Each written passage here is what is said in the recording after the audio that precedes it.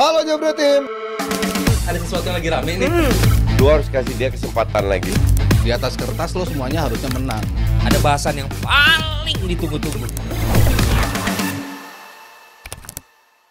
Tapi kalau kita lihat di final, apakah final El Clasico akan terjadi nantinya? Tapi Panji nggak setuju. Karena dia bilang Inter bisa lolos. Ya, Wah, Inter itu kayaknya sleeper tuh. layak seperti dia juga ngarep MU juara European League ya. Mimpi aja lu dua-dua. Tapi ada Barcelona juga yang semalam abis menang meyakinkan 3-1 atas Benfica gitu ya. Di mana pemain-pemainnya top class, Rapinya Top class. Terinfluence. Ke bawah kan? Terinfluence. Gue juga. Barca itu kemarin main satu babak doang. Dan udah menang di babak pertama. Jadi Babak kedua cuman pegang bola suruh Benfica nguber pantat aja.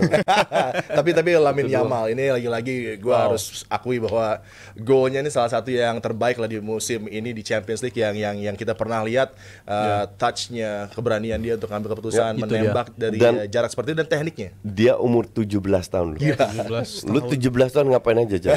belum lu masih sekolah kan? Pertama kali pacaran gue. Lu masih di bawah ketek yang mak lu.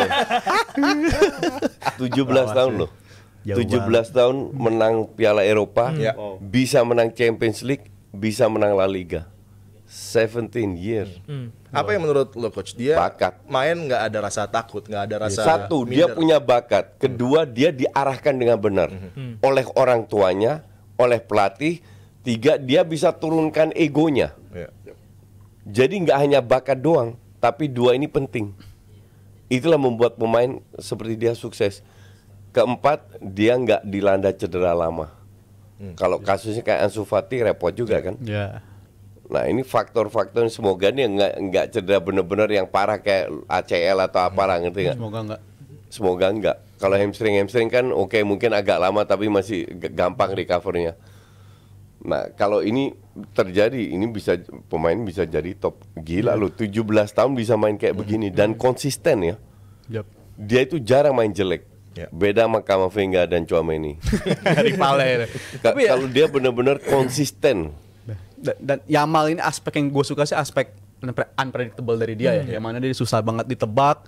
Dan kayaknya dalam setahun terakhir dia juga mengembangkan aspek dari shoot dari jarak jauh ya. Yang mana itu juga aspek penting banget untuk dikembangkan. Karena di Euro juga lawan Prancis dia krusial banget golnya kayak begitu. Dan hampir replika kan golnya tadi malam itu juga dari gol tersebut. Waktu itu umur 16 tahun.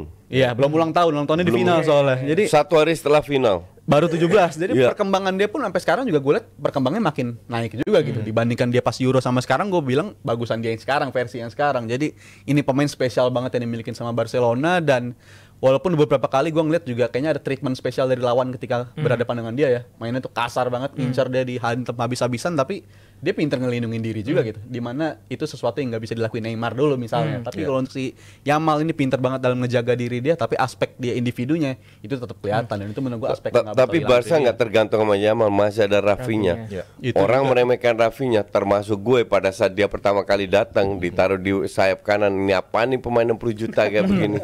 Di Tapi awal di ya. bawah Hansi Flick bisa diberikan lebih ke free role dan itu dimanfaatkan sama Rafinha. Nggak ada Yamal, masih ada Rafinha. Dan kemarin cetak gol lagi Rafinha, 2 gol malah.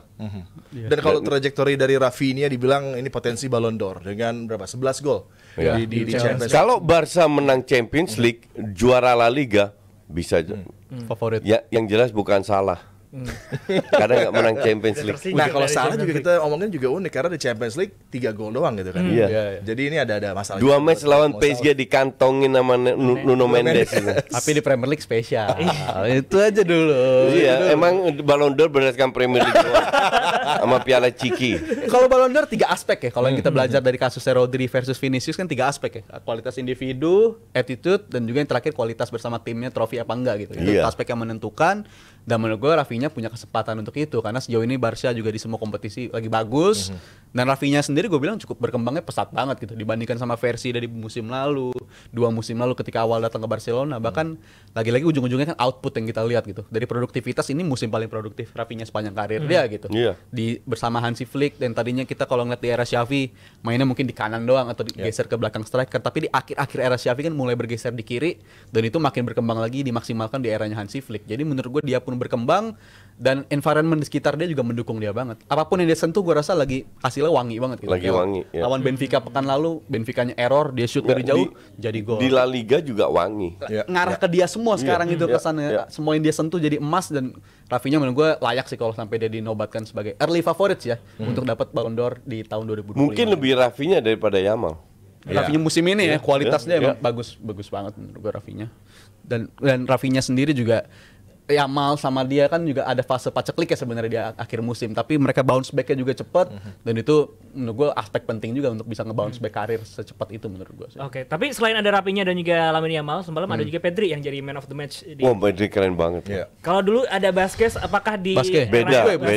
Busquets. Tapi di era sekarang Pedri ini harusnya layak mendapatkan pujian. Pedri itu main kayak Vitinha kemarin. Jadi Bener-bener kontrol jenderal. Trauma coach. Jadi Ingat Vitinha kan? bagus banget. Jenderal ini tengah, nggak ada capek-capeknya. Dan inilah hebatnya Flick. Flick itu bisa memanfaatkan kualitas setiap pemain maksimal. De Jong kemarin main bagus juga. Sangat. Tapi yang pegang role itu Pedri. Jadi De Jong bisa bermain untuk Pedri. Menutup ruang yang ditinggalkan Pedri. Nah, ini kualitas pelatih. Jadi Pedri luar biasa. Dan Pedri kayaknya terlibat di semua fase ya tadi malam ya. Fase nyerang dia terlibat, fase bertahan juga berkali-kali dia mutus serangan, nge-track juga rajin banget. Gua rasa Pedri one of the best performance dia dari musim ini ya, pertandingan semalam gitu. Pedri komplit banget. Lu nggak pernah nonton Barca di La Liga ya? Di La Liga pun begitu. Gua, di level UCL tadi malam coach. Lawannya Benfica please deh. Tapi yang dia tawarkan bagus lah, dan back to back man of the match. Bagus memang.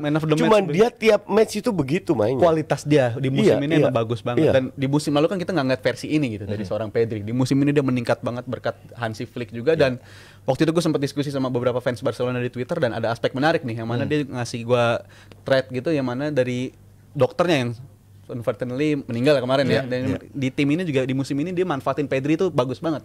Ternyata Pedri ini kalau dimainin di atas menit 80-an menit dia dikasih, itu malah kondisi dia lebih terjaga gitu dibandingkan dia dirotasi di menit 50 atau di menit 60 dia diganti. Itu dia malah cenderung nggak bisa ngejaga kondisi dia.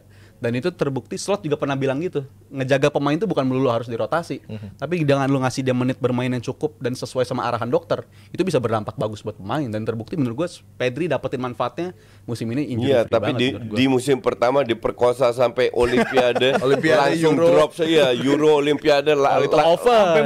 langsung drop setahun. Karena nggak ada libur, bayangin aja. Liga selesai Euro, habis itu Olimpiade kelar kalau begitu. Tapi kan musim ini dia menit bermainnya juga banyak gitu. Rotasi sih rotasi, tapi di atas menit 80-an, dan itu ngejaga dia banget. Dan itu nambah dimensi soal ngejaga pemain sih ya. Mungkin kita selama ini mikir rotasi pemain ya kalau udah babak pertama selesai ganti aja untuk ngejaga dia. Tapi ternyata Pedri kasih menit 80-an musim ini banyak nggak cederanya. Jadi semuanya berpredikat dari prestasi dari tim dokternya luar biasa lah Barcelona musim ini juga. Dan chance La Liga punya dua wakil yang cukup dahsyat ya. Ada Real Madrid, ada Barcelona, potensi ketemu juga di final. Kalau lihat trajektorinya saat ini mungkin Barcelona bisa dikatakan favorite untuk bisa meraih titel di Eropa, coach.